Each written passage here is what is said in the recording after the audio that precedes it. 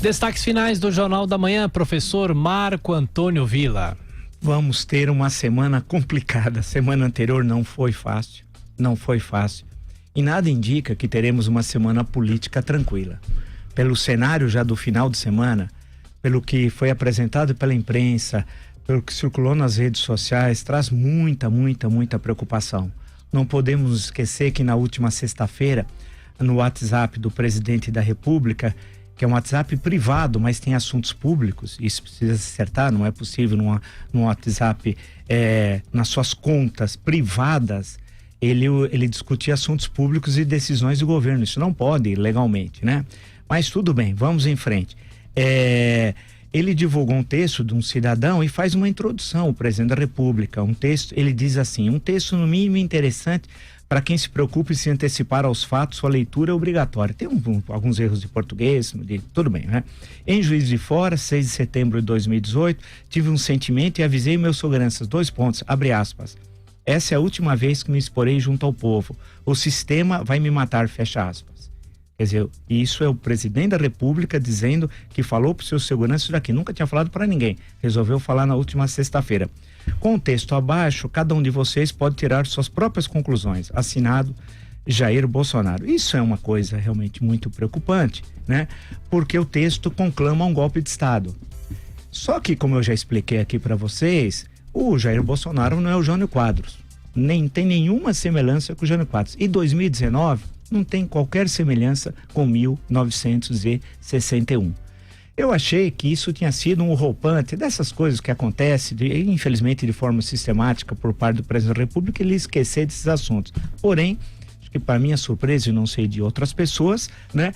Outra vez no WhatsApp, que eu não sei se o seu WhatsApp é privado ou público, então precisa, se for público, a NBR precisa ter um, né? Vocês estão percebendo que não é uma encheção? Precisa saber o que é um assunto público, de interesse público, da presidência da República, e o que é privado. Só que está se misturando o público e o privado. Isso não pode. Mas vamos em frente. No WhatsApp, e hoje nós noticiamos, o senhor presidente da República usou um vídeo de um pastor congolês, né, para dizer que não existe uma teoria da conspiração, diz o presidente da República, mas mudança de paradigma.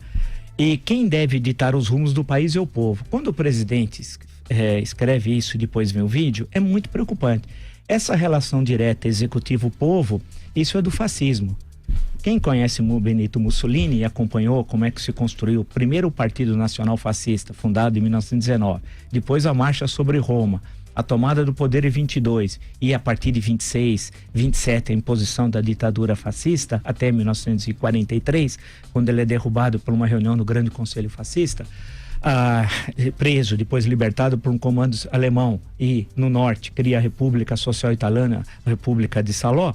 Essa é a perspectiva fascista, ou seja, a relação direta, executivo-povo sem a mediação do parlamento e com o judiciário sob controle do poder executivo. Isso é muito grave, porque isso viola inclusive a nossa Constituição. Basta consultá-la, é fácil, vocês consultam rapidamente na internet ou nas livrarias, encontrarão inúmeras edições da Constituição da República de 1988, que já sofreu inúmeras emendas, mas a relação não se dá direta entre o presidente da República e o povo. Aonde está escrito isso na Constituição? Não está. Então é um sinal que aquela postagem de sexta-feira permanece no pensamento do presidente da República. E foi agravado pelo vídeo, porque o vídeo de um senhor chamado Steve Kunda, de uma suposta igreja evangélica na França, diz que o poder do presidente, ele chegou à presidência, foi estabelecido por Deus. Não, foi para os eleitores. Eu acho que o senhor não conhece o Brasil. No dia 7 e 28 de outubro, no primeiro e no segundo turno, ele foi eleito o presidente da República Federativa do Brasil. Deus não estava aqui presente aqui no Brasil. Não sei se o senhor sabe. Ele aproveitou para citar Isaías. Ele nem sabe direito quem é Isaías. Ele pensa que Isaías é daquele grupo de chorinho, que tem, por sinal, um bom grupo de chorinho. Ele não tem a mínima ideia do que fala esse pastor tal, né? E diz e pede que não se façam críticas nem oposição ao enviado de Deus. Então precisa acertar o discurso. Ele é um enviado de Deus? Ele é o Messias, o esperado, o ungido? É ele? Quer dizer que finalmente aquilo que Mateus disse está se cumprindo? É o Messias e chegou a Brasília? Eu não sabia. Precisa avisar as outras pessoas. Precisa avisar que nós estamos na 8ª economia do mundo, apesar de todo o caos. Somos a 8ª economia do mundo. Tem de lembrar que 1/4 da população economicamente ativa está desempregado, 1/4. Tem de lembrar que as previsões de crescimento econômico foram caindo em 4 meses e meio, de 2,8 para 0,8. Tem de lembrar que um escritório de consultoria divulgou um relatório muito preocupante, né? Dizendo que nós estamos próximos a uma recessão, né? Ou seja, um crescimento negativo e pior. De acordo com esse escritório de consultoria, é uma depressão. Eu espero que isso não ocorra. Acho que ninguém espera que isso ocorra. Mas é uma situação econômica muito grave. E o presidente, ao invés de jogar água na fogueira, ele joga gasolina.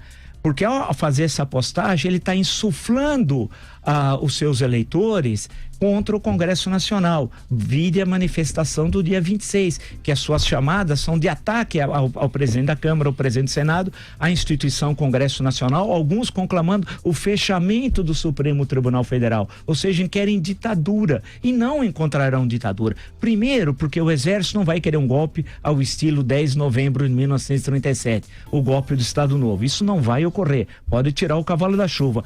Por outro lado, uma tentativa, a lá 1961, de abandonar a presidência e esperar que o povo o retorne, ele volte nos braços do povo, também não ocorrerá. Não ocorreu com Jânio, que era um presidente muito mais carismático, inteligente, grande orador. Não ocorrerá isso com Jair Bolsonaro, evidentemente.